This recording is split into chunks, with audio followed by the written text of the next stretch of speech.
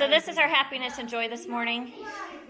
It's Honey 2 saying book. Book. We're getting a dragon book for Honey 2. Okay.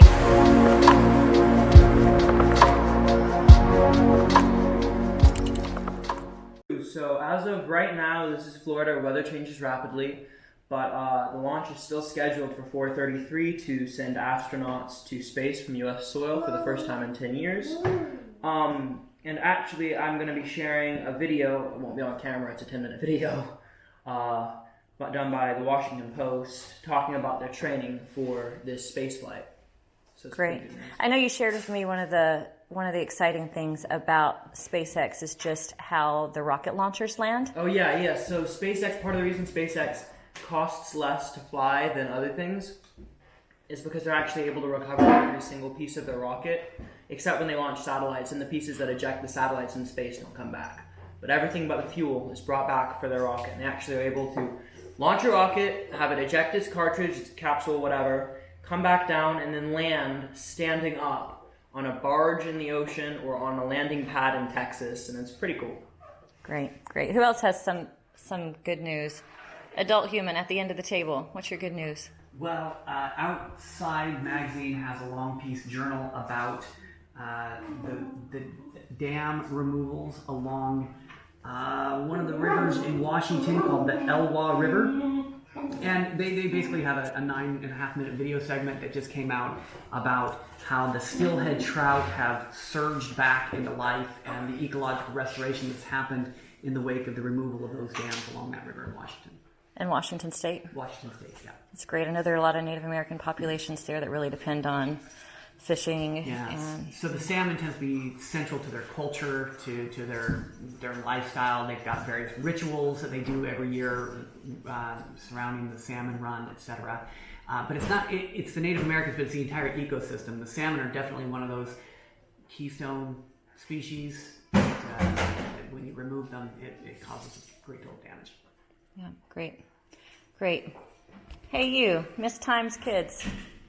What are you learning about today? So I have two. This is my fun-ish one. We have discovered a black hole that's matter is 4 times that of the sun. That is 1,000 light years away. That sounds pretty close. Pretty close. And who knows how close the event horizon is of a black hole? We've studied it before. I think we're going to have to ask the Google goddess. I don't remember, but go on. Teach us. All right. So it says 1,000 light years might not seem close. A light year is about 5.9 trillion miles away, but in terms of our galaxy, this object is in the neighborhood. And one of the astronomers that discovered this says that if their technology and their technique is getting better, they can discover more black holes much closer to Earth. Theoretically, there could be billions here. Billions of black holes within that distance? Within our galaxy. So my favorite thing that I will remember of today is that my 10-year-old felt like it was good news that there is a black hole in the neighborhood. Okay, moving on to... Oh, you go for it. All right, so... As you see in the picture right here, people aren't really doing the social distancing. If you look closer, you can see that they were wearing masks, but they're taking them off. Where are they at? They are at Yellowstone Park watching Old Faithful erupt.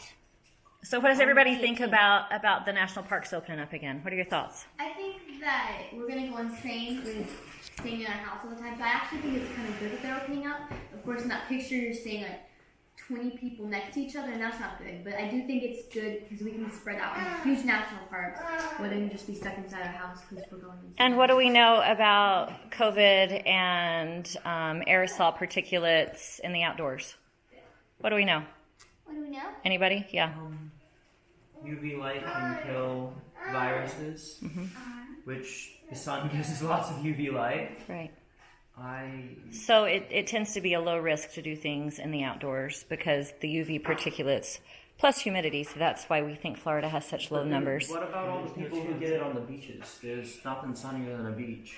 Yeah, for sure. But you're talking about packed beaches that they've been getting it on, not like spaced out as they are there in Yellowstone, I think. It's close proximity, so especially talking, if you're close to people and talking, that's one of the chief ways of spreading. But if you're outdoors, it's the particulate matter spreads out much more, and there's no chance of recirculation. And we've definitely been hanging outdoors a lot because we don't want to have weekend lungs if we do.